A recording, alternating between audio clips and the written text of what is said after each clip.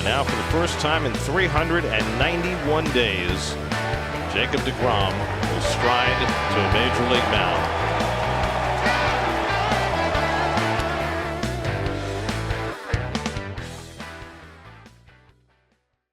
Hey everybody, welcome back to the Shea Station podcast. It is actually Wednesday, August 3rd. We are not recording a morning episode. It's the night of the final game. We're getting it in tonight. The Mets took 2 out of 3 from the Nationals. They got a full head of steam heading into a huge set with the Atlanta Braves. I'm one of your co-hosts, Jack, aka Jolly Olive. Joining me right after SNY postgame is the grinder himself, Jerry Blevins. Jerry, how'd it go this weekend? Or I guess this week. It was great, man. It's always good to be in New York City, man. I love it. I love it. I did the 3 games in Chicago, 3 games here. I'm ready to go home, see my family. But it's awesome. Plus the Mets are playing great. Return of deGrom, all sorts of good stuff. Yeah, plenty of good stuff to talk about, trade deadline talk. We're doing it at night because I got fun warehouse stuff to do in the morning. Jerry's got his flight, so we figure let's just do it now. Get it all done. Yeah, we had the weird 4:00 start time, so I couldn't get any late night flights out, and it was like a fake day game. So Yeah, that's what they call it. That's what one of my coworkers at SNY calls it, a fake day game, because it kind of is. yeah. Gary and Keith didn't really know what to call it either. Gary was like, "Is it a day game? Is it a night game?" No one was really sure. But plenty to talk about here. I think we'll dive right into the recaps if that's cool with you. Let's get it. All right, man. I got game 1 as always. So the Mets went into this one with a win streak at hand, 5-game win streak going into this one. Josh Bell's RBI double in the first grabbed an early run for the Nats off Scherzer. This is when the Nats still had Josh Bell and another guy named Juan Soto. We'll talk about that. The Mets were able to respond swiftly, once again keeping the line moving, which is what they've been doing when the offense has been working, so that was nice to see. Alonso drew a walk, Canis got a single, so that set the stage. With 2 outs, McNeil and Nito smack RBI singles to re-grab that lead, and then Nimmo reaches on an RBI single, and Marte singles home another run. Later on, Pete sneaks his 27th home run of the year off Patrick Corbin. This one goes to left field for the 4-1 lead. Didn't really look like it was getting off when he first hit it, but maybe it's that juice ball. Maybe it's making a comeback. Who knows? Scherzer retires 7 in a row, but then he runs into Juan Soto, who promptly hits a dead center solo shot off him, his last Nationals home run, which is crazy. Garcia adds an RBI single to make it a 1-run game in the 4th. With 2 outs, though, Nimmo doubles and Marte is hit by a pitch when Steve Cishek is on the mound. That's what he likes to do against our New York Mets. He doesn't do it to Lindor again this time, though. This time, Lindor gets his revenge with a 3-run homer to left field, an absolute moonshot. So that gives the Mets a comfortable lead. Max Scherzer, who was able to battle through that unearned run, turns in a solid effort against his former team. 6 2/3, 2 earned runs, 6 hits, 2 walks, 5 strikeouts, 1 home run on 105 pitches. That ERA goes up to 2.13. Pretty freaking solid, if you ask me. Joely and Otto seal the game. They grab the final 7 outs easily. The Mets get a pretty kind of calm win here, 7-3. They go 5 for 9 with runners in scoring position. Another solid offensive effort. Nimmo turns in a 4-hit game after his slump kind of ended with that Miami home run. Multi-hit games for Alonso, McNeil, and Canna as well. And the Mets get a much-needed win to add to their win streak, 7-3. They take game 1. Good win. Max Scherzer didn't have his best stuff. He talked about after the game, in the post game, he talked about how the fastball doesn't feel right out of his hand, and he still dominates. 6 2/3, gives up the home run, but 2 runs. Great job. He's phenomenal. He's a future Hall of Famer. Great job by Nimmo. That was huge. That was awesome to see. And then this is it. This was it for Juan Soto and Josh Bell. So really weird vibe at the ballpark the next day. Kind of seemed like a lot of fans didn't know that they had just traded away maybe the best player of our generation, because Nats fans still showed up. A lot of Mets fans there too, but when the Nats scored, they were pretty loud, honestly. well, They got to see it. Yeah, and then the one big thing that I wanted to touch on that, again, not a lot of people probably saw post game. Francisco Lindor on the field mentioned something that Cishek threw his first pitch. He had just hit Marte, and then he threw the first pitch up and in, and you can watch it, and he kind of replays that in his head, and he said he was a little scared, had to breathe through it, works himself to a 2-0 count, and then goes down, gets a fastball away down off Cishek and hits it to left center for a home run.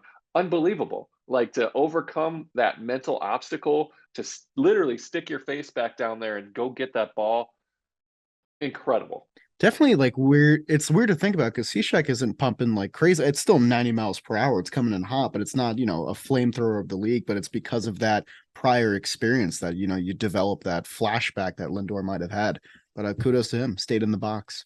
I'll tell you what, man, at 90 miles an hour, you go stand into, get into the batting cage and stand in front of it, ready to get out of the way. I'm telling you, 90 miles an hour is a life changer, especially after you've gotten hit. I think I'll stay at 75. I think I'm good. There you go. I was just gonna say, but yeah, man, it's. I was super impressed that he talked about it, because that's a huge mental hurdle. You think about, I got hit by a comebacker a bunch of times in my career. One broke my arm, towing the rubber and getting back on there and throwing a ball that could be hit back. It's an obstacle, and he cleared his mind. Like, you could watch it. I watched it in breaking down video. We actually didn't get to show it because Vince Scully passing, RIP to the legend of Vince Scully, really. but we didn't have a chance to get to it. But to overcome that, to step back in there, you can see him like take a deep breath, clear his head, and then get back in there. Big tip of the cap. Yeah, for sure. That's what you like to see from the guy you're paying out big bucks.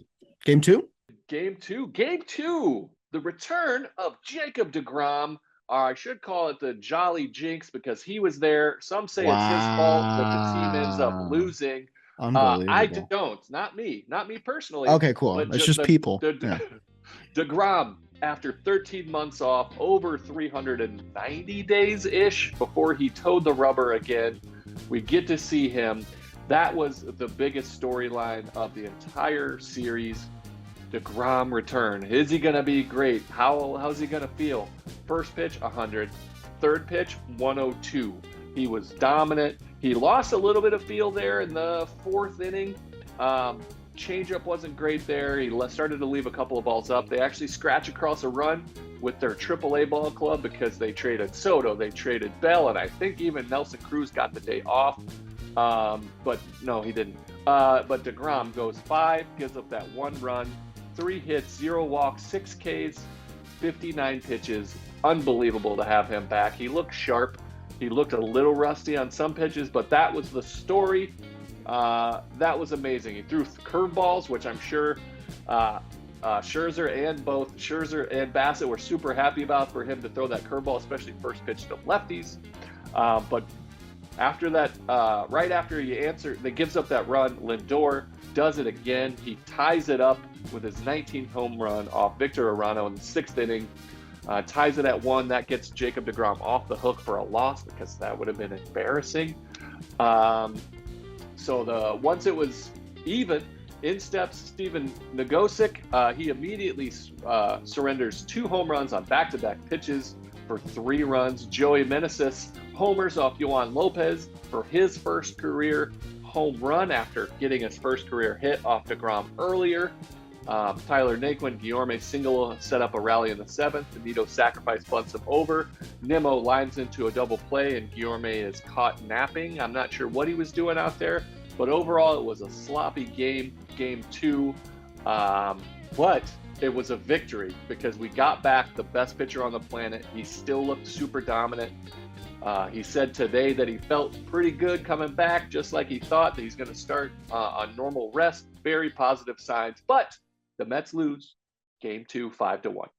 Game two curse is back in full force. That's my bad. Yeah, that's not my fault though. That's because I was at the ballpark. I can own up to that. I had to get it back in motion. We were losing the meme a little bit. We got to get it back. Yes. deGrom was absolutely electric to see in person. So much fun. Thank you to Amtrak for sending me and my buddies over at Mets Up to the game. Seats were incredible. 102 off his arm looked like 200 in person for sure. Did it? But it was zipping right to the plate. It was crazy. Cool. Luis Garcia. See it. Luis Garcia is kind of a nice little ball player for the Nets. Very sneaky. I agree. A lot of good at bats. He had a good game in game 3 as well. Put Yeah, together, we're teasing the Nats because they got that AAA lineup now, and I dude. mean, I'm telling you, Kyber Ruiz looks solid. Garcia Yadiel Hernandez looks yeah, pretty solid. They're no Mets, they're no Braves, they're no Phillies, but you got some pieces. tough day for the Mets bullpen. Kind of made sense in retrospect why Nagosic and Yohan Lopez were in this game because they're probably going to get demoted the next day. I still don't want him pitching there. No offense. Exactly. I think you can I want to see rationalize Tommy it. Hunter at the minimum. I want to see Tommy Hunter. It was a tie ball game. Bring in your guys. You try to win a ball game. I just thought that was an error. It confused me in the moment, and then I rationalized it, but then I still was like, I don't really see Not for me. Same reason it's by not a winning bringing in. mentality. Yeah. Same reason for bringing David Peterson into a positive ball game. They're just not ready for it. It's just they haven't earned that spot. But you know, And then this discussion can go away if the Mets don't line into that double play that kind of kills their rally in the yeah, seventh. Guillorme made a rare mental mistake of not paying attention because he knew right where the position player was. The shortstop was right behind him, and he just kept going. Yeah. Really bizarre.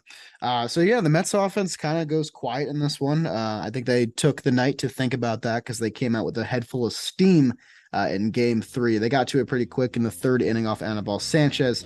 Pete Alonso, a couple home runs in the series. Both of them he kind of like leaned down and got at like the bottom of the strike zone, which I thought was pretty interesting. This one's a 2-run shot to center field. It goes all the way out there. Brings home Lindor, who worked a good at bat prior to get a walk.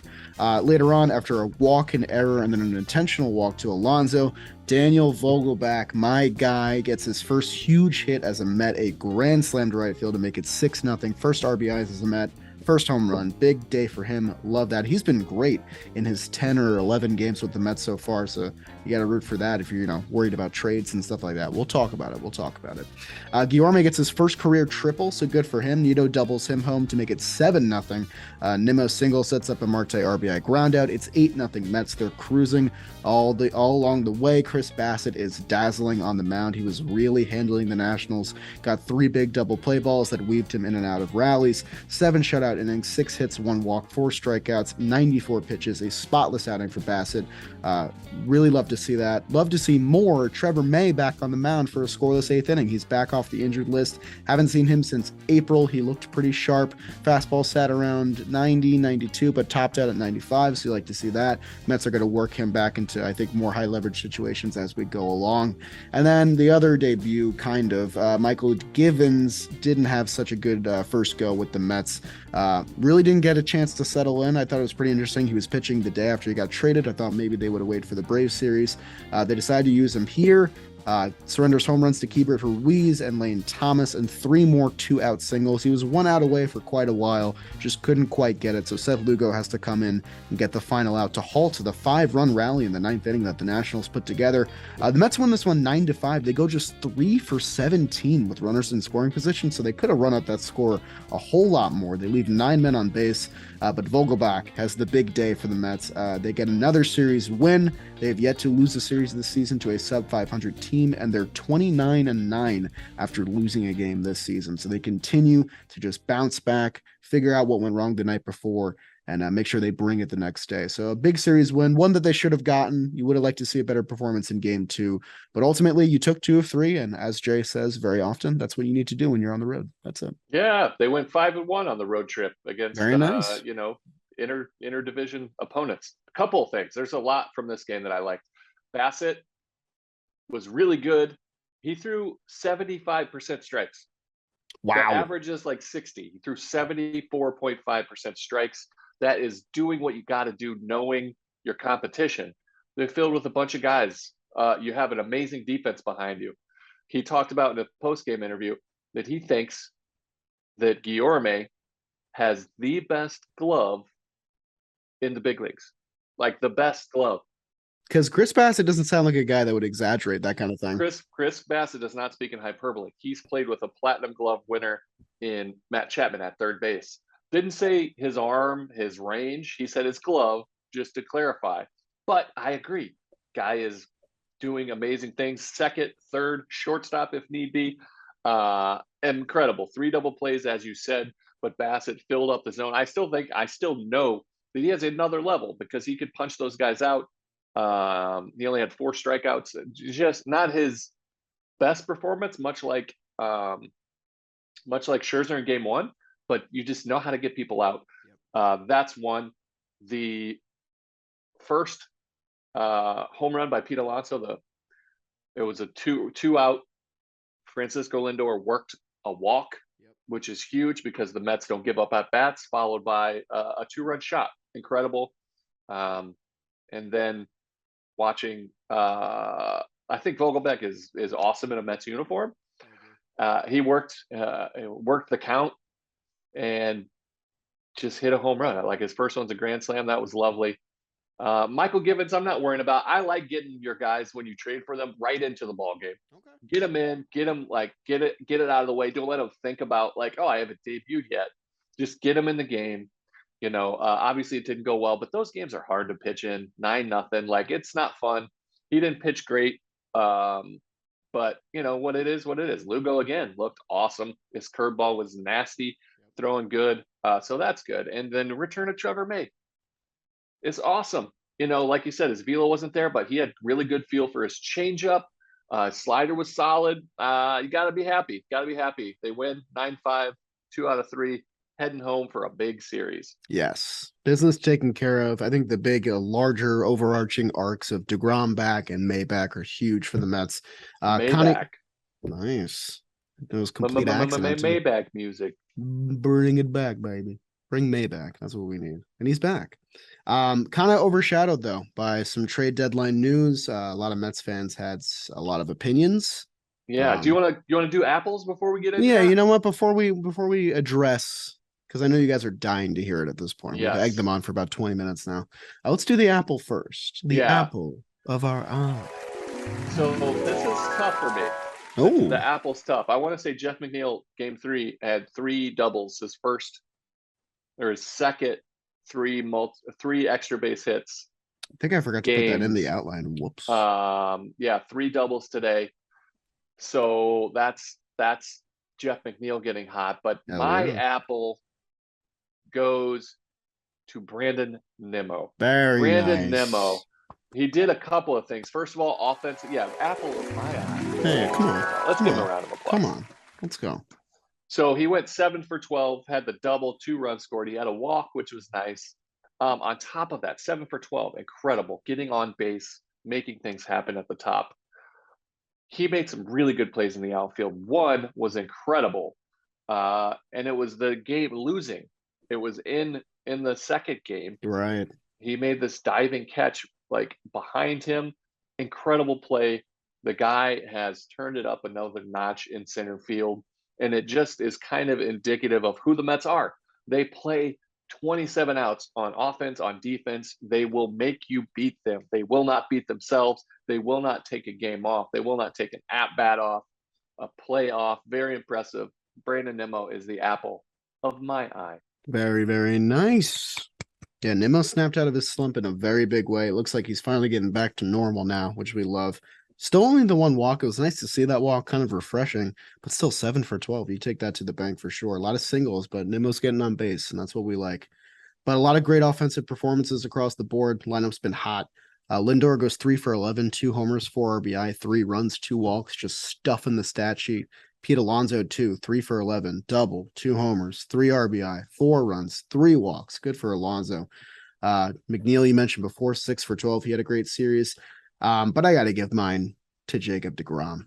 It wasn't, it's not going to be the greatest stat line you see all year. I'm happy you did, and I didn't have to because it's very, Homer-ish with me being a pitcher. One of us has to, and you know what? I was going to take ownership of it one way or the other. deGrom goes 5 innings, 1 earned run, 6 Ks, no walks, 3 hits. But he was out there, and it was really nice to see after 13 months. He was out there, and he was smiling. He really recognized the Mets fans that showed up in droves for that game. That was probably 70-30 Mets fans to Nats fans. And it was just, he only threw 59 pitches. I feel like maybe he had a 6th in him, but you know what? Be careful, be cautious. No reason to rush him back. Mets say that they might push him to 6 innings in his Sunday start against Atlanta, but deGrom is just special. That 102 fastball, that slider, that changeup that he threw to Nelson Cruz. Threw 95 slider. He threw a slider at 95. It's like you almost forget that he can do that because you haven't seen it in person for so long. And then Scherzer was definitely in his ear, like you said, about those first inning curveballs. Gary mentioned that on the broadcast today.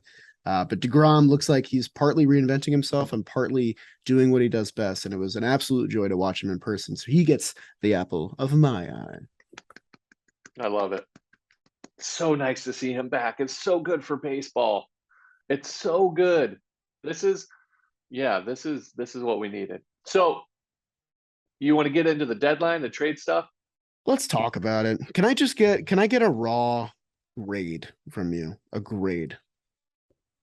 I don't want to give a grade. I don't want to give a grade. No, I No? don't.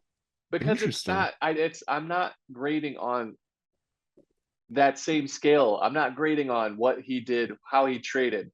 Okay. Because if you got a good player, your grade's going to be higher. You know what I mean? Yeah. The team. So here's everybody. I wanted David Robertson. Didn't get him. That's disappointing. That's why it's not an easy A for me. Didn't get him. I love Darren Ruff and Daniel Vogelback together. I love it. Ruff kills lefties. He has for a long time. The Giants found him, and he's a gem. He's a good clubhouse guy. Vogelback, you've already seen what he's capable of doing, and he's facing righties. He extends that lineup. He fits right in with Canna and Nimmo and those guys in the middle. It's awesome to see. You got Michael Givens, who, despite what you saw, is a very solid person. Who else? Did we get one more person? We got Ruff, we got Givens, Tyler Naquin. Tyler Naquin. There you go. That is a upgrade. And then on top of that, here's where I'm at. You just got Trevor May back. You are going to get Tyler McGill back. And if lefty's a thing, I think so. Tyler McGill in the bullpen is a freaking weapon. Like that to me is going to be a difference maker in the bullpen for the run. If the way I envision it happening, he is going to be an integral part of a championship run. Like I see it. He's going to be in major high leverage situations, and he's going to be electric. And then for all intents and purposes, you might even get a special appearance by Joey Lucchesi, a lefty. He's coming off Tommy John. You don't know what they're capable of, what you're going to see, but he might be a thing. And Joely Rodriguez has been still good against lefties. He just hasn't been great. So there's a lot to take away, I think, is what you're getting at there. Yeah. Look at the team. Like we're a full day removed now. Look at your team and be happy. I know the Padres got great. I think I'm a little shaky on some of the Braves acquisitions. Like they got rid of Will Smith. That's weird to me. The Phillies got better. They got Noah Syndergaard, which will be interesting. But I still like the team we have. We got deGrom back. Like, I like it. I still like us. I think the important takeaway is you were 26 games over 500 with the team you had before you added all these guys. So as much as it would be very nice to have Wilson Contreras in the two, or add David Robertson as the eighth inning guy, these guys got you here in the first place. I think the Mets knew that the DH production was one of the worst in the league, and the offense went through a real slump, and they knew that they couldn't let that happen against tougher competition. And Darren Ruff, whose numbers are good on the year, but they're even better when you take out his slow April, since May, he's been very good. Dan Vogelbach, we've already seen the production from him in 11 games. Michael Givens is having a great season. I think his audition didn't go well, but I think he's a piece that you add, another great middle reliever. The Mets have a really good collection of middle relievers. Adam Ottavino really stepped into the eighth inning role, and I think that we can comfortably have him land there. And then I think exactly what you were alluding to before. Look at what the Braves did. The Braves did get Raisel Iglesias moments before the deadline. Other than that, they were relatively quiet. The Phillies, they got Noah Syndergaard, but Noah Syndergaard dodged us when he was with the Angels. He rested out of that series. Maybe he doesn't want to face us. Who knows? It's all we're just speculating here. But David Robertson, I think, going to the Phillies is the one that irked me the most. I think. Hey, I'll tell you what, he just got a save tonight versus the Braves. So is he on our team or I isn't don't he? know. He's helping out. He's helping out. Look, I understand. Like Chafin would have been nice, but that didn't happen. But I like what Epler said. I like that he's like, look, there's a price out there, and I wasn't willing to overpay. I like our team. I didn't want to give up anything. I didn't think it was worth it. And I don't know prospects like that. So, we weren't ever going to get Juan Soto. So that's a thing. Maybe Hader would have been really cool. That would have been like amazing. He went, but that I didn't even think was possible. So I don't know. I I think we did mean, fine. I yeah. like our team that we have right now. I like the Mets roster. I still think it's a World Series caliber team. Yeah, I don't. If you're a fan, and don't let this deter you from enjoying the rest of the season, because they're going to continue to be good. They've been good all season. Um, Epler and Co. and they've all been preaching sustainability since the start of this regime, and it would be, I think, foolish to preach that and then act a different way just months later. In sort of a reactionary sense, the Mets really like their guys, and you know what? I really like their guys too. I really like everything I see from the farm system. Not all of them will become superstars. That's just a fact of how prospects work. But I think the more you keep in the bank, the better your odds are. So I think the Mets are just trying to keep things looking towards the future. They still have that monumental budget of Steve Cohen. It's not like they're not going to continue to spend and look for more fun off-season moves. But right now, keep your focus on 2022. This is a good team. It's a good team. I do think they overpaid for Ruff. Like, look, they get Ruff this year. They get him for next year for like 3.5 million, and then they have another year option All right. and a buyout. So he's going to be part of the Mets for a while. They gave up Zapucki, who I think can be a piece somewhere. Maybe. JD Davis leaves, and then I've seen people really high on both pitchers that left. Again, not my comfort zone, but I do know that this team got better. I'm not too familiar with Carson Seymour. I do know Zwack is having a great season. He was a late, like 17th round draft pick for the Mets that they really dug out and Hey, found. hey, I was a 17th round draft pick. Hey, So were you so take it really? easy. Yeah, Hey, take it easy on us. hey, I was preaching about this guy. I'm saying he's really good. So Oh yeah. Cubs found something in you, man. Come on. Yeah. I do agree that 4 players was a little alarming, especially with nothing else coming back. But again, the Mets knew the guy that they wanted from the right hand side.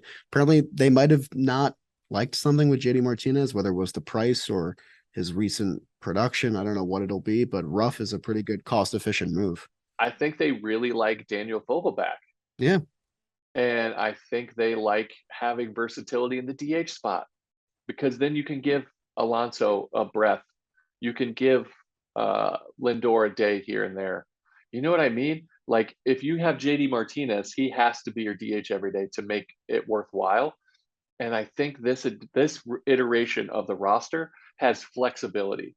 Darren Ruff is not going to be great in the outfield if and when he does have some, but it's JD Davis cannot play anywhere. Yeah. You know what I mean? He's not Kyle Schwarber from the left side. So I didn't, would he have made the team better? Yeah, but I actually like this. If things work out, all things being equal, I like this iteration because it's more versatility. Yeah, in our PPPs with JD Davis and Dom Smith, we really liked the idea of them, one of them coming to fruition or taking the role, but also the platoon was always kind of part of the Mets plan. And I'm glad that they're still sticking to their guns. They feel like this is something that can work. They just need the right pieces to fit into the puzzle. And those pieces weren't JD Davis and Dom Smith. And that's a tough pill to swallow, but they made the appropriate moves to, allocate the resources to that position. So I think that once we start really seeing the production out of guys like Ruff, and I think Naquin's a great piece too, because now you can platoon Canna, and they've already opted to platoon Guillorme and Escobar. So you're kind of like doing a Tampa Bay Rays approach here a little bit, where you have a different lineup every day, but you're putting guys in the best position. Hey, you're keeping guys fresh. Yes. They're getting up there, and Guillorme's never played this much before. And he still looks sharp. He still does. He had a little bit of a lull offensively, but he's still doing his thing. I like it. I like it. The further away from the deadline I get, the more I'm gonna like it. But again, it did like the Padres scored $1 billion like on their trade deadline. Like Hopefully they just lose in the wild card round. they got freaking Josh Bell. I would have been amazed if we got Josh Bell. Like for that would have been ideal for me. But he went with Juan Soto and they got Josh Hader. Like bananas. Josh Bell as a throw-in is crazy. I know nobody's even saying like it's and Josh Bell. Yeah, I he's know. having a great He's year. gonna be like the Carlos Carrasco and the Lindor trade, you know? He's like the Yeah. throw-in that's really good. Yeah, I mean it's wild. The Mets did not get a catcher, but they will get one back soon. James McCann is planning to join the team tomorrow from the injured list. His rehab assignment went kind of weird. He went 4 for 17, 7 strikeouts. Not great from the plate, but hopefully he comes up to the big league level and is able to produce. The Mets are going to need him his final 2 months. They haven't been getting a lot of production out of the catcher spot. Nito had a couple nice hits in the series, but it's kind of it's time. I really do think it's time for somebody to just step up and fill out that 9 hole a little bit better than we've been doing, but we'll see. We will see. It would be nice for McCann to not strike out all the time. Like that's really the one thing. I'm like, dude, put it in play. Good things happen. Yeah, that's the hard part for me. But he is like Mazik has been playing pretty well, but behind the plate, it's all about our pitching staff, and Nito and McCann have been great. So I am excited for his return. And Billy Epler did say that Francisco Alvarez is not going to be part of the plan, I think, going forward. He said imminent right now. He said right now. He's not saying later, but he did say he's not getting September? called up today. I don't know, man. I wouldn't mind seeing him, Vientos, Beatty again. I don't know what they're gonna do, but Be cool to see the kids play if they kept them all, you know? if Vogelback and Ruff play to their potential, we don't have to worry about it. Exactly. Yeah, those kids will not be appearing in the upcoming series with the Atlanta Braves, the 5-gamer that we've been talking about since the Bronze Age. Jerry, do you want to tell me who's facing off? I do. We have a big 5-game series with the Atlanta Braves coming in at 3.5 games behind your New York Mets. Starts out in game 1, Cookie Carrasco coming off an epically good July where he went 30 innings with a .9 ERA. Incredible run. He's going against Kyle Wright, who's really come into his own. He's at 13-4 with a 2.93 ERA. They did not face Kyle Wright in the last series. Cookie, as we said, had an incredible July where they only gave up 3 earned runs. Wright versus the Mets on the 3rd of May. January, February, March, April, May. He went 7, gave up 3 earned runs, 9 hits, a walk, only 3 Ks. Got the big L. Matt Olson versus Cookie, 5 for 8 with 2 home runs. Might want to pitch around that guy. And Nimmo versus Kyle Wright, 3 for 10 with a homer. Let's hope he continues his hot streak. That is game 1. Game 2. Taijuan Walker and his 9-2 record with a 2.79 ERA, looking so good going up against Ian Anderson. His 9-6 record and a 4.99 ERA. He has struggled mightily since establishing himself as a big leaguer. Taijuan has slowed up in recent outings, only 2-0 with 11 2/3 innings, 6 earned runs, 14 hits, 3 walks, 7 Ks. But he talked about some things in his post game that I think he can correct. Anderson had his start of the season versus Arizona, but it went 6, didn't give up any runs, had 9 punchies. He looked like he righted the ship. We'll see. Austin Riley, the newly paid big man, young thick, as they call him on Talking Baseball. He is 3 for 6 with a homer off Taijuan. That is game 2. Game number 3, a doubleheader. This will be game 1. Max Scherzer is 7-2 with a 2.13 coming off his nice start in DC. We'll go up against the battle of the Maxes. Max Fried, 10-3 with a 2.58 ERA. Scherzer versus Atlanta. The last time the Maxes faced off, he went 7, gave up 1, struck out 9. Since his return from the IL, he's gone 39 innings pitched with a 1.62 ERA, 50 strikeouts and only 6 walks. In the game that we talked about, the battle of Maxes, Fried went that's not what it is. This is Fried versus the Mets this year. He's 1-1, 11 innings pitched, 4 earned runs, 9 hits, 5 walks, 11 punchies. He tossed quality starts in 7 of his last 8 outings. That is game 1 of the doubleheader and game 3 overall. Game 2 of the doubleheader, game 4 overall is projected starter David Peterson. He's 5-2 with a 3.54 ERA, going up against projected starter newly acquired Jake Odorizzi. He's 4-3 with a 3.75, having a really good year in Houston. He comes over to start. Peterson hasn't started for the Mets in the big league since the 17th of July. Peterson versus Atlanta. He is 1-1 with a 10 1/3 innings, 5 earned runs, 15 punchies. Looking pretty good. Odorizzi closed Houston's tenure with 7 shutout innings versus the M's. I think he had only gone 5 innings in every other start up until then, but he looked good against the Mariners. That is game 2, game 4 overall. This is your finale, game 5 of the 5-game set to decide, for now, the NL East. Jacob deGrom, return of the GOAT. He is 0-0 with a 1.8 ERA, going up against Spencer Strider, the newly gunslinger. He's the guy. Doc Holliday. That should be a fun duel. Both power arms. He's 6-3 with a 2.79 ERA. deGrom looked good in his return, throwing 100, no big deal. Strider approaches his innings limit, which is why I think they went and got Jake Odorizzi. He will have a tight leash. We think he's gone over 6 innings just once this season, and it was his last start. That is your game 5 set. This is the whole shebang. This is the biggest series of the year because it's right now. I would not wish a 5-game preview on my worst enemy. That looked like a lot. I'm proud of you. That was really good, fun. Jerry. That was an all-time performance.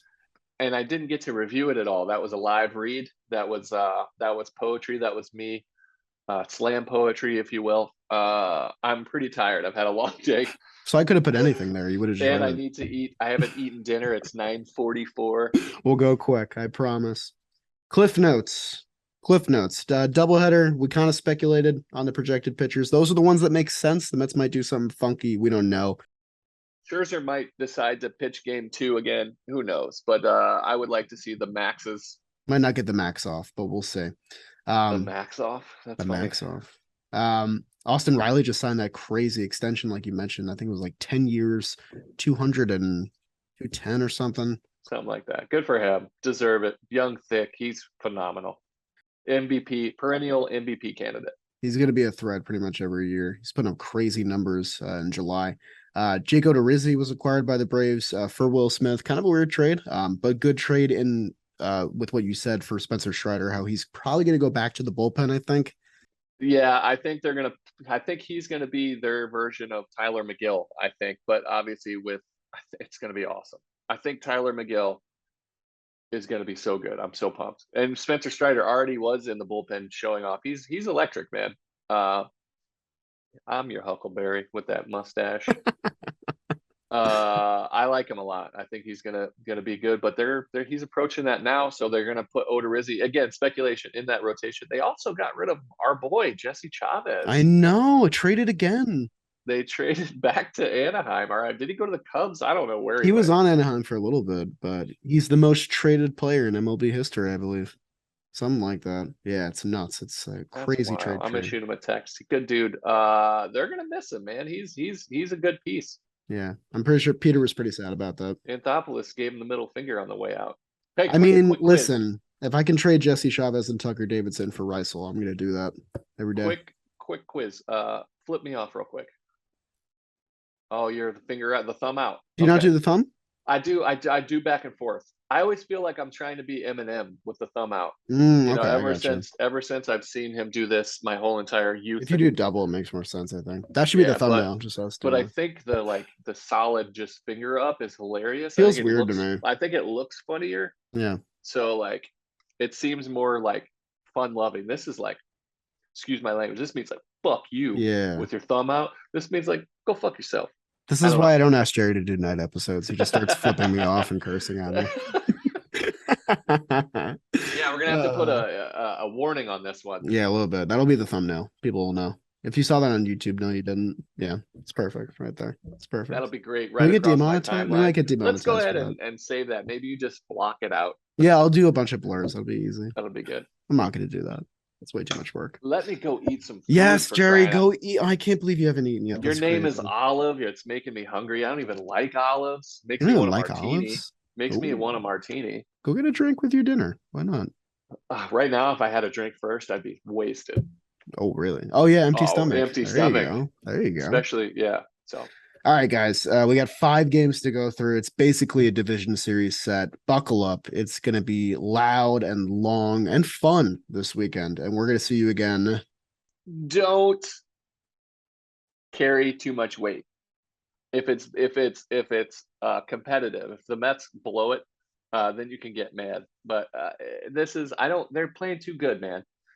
So we'll I see. expected to go 3-2 towards one side. The Braves have a lot of pressure on them to show out, and Yeah. the Mets don't have any pressure. But they don't play down to their competition. They play Mets brand baseball. You saw it in Miami. You saw it in DC. They just play good fucking baseball, man.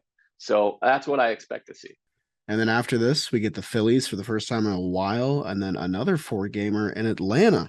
So we got plenty of games with the Braves coming up. Yep. This is a stretch.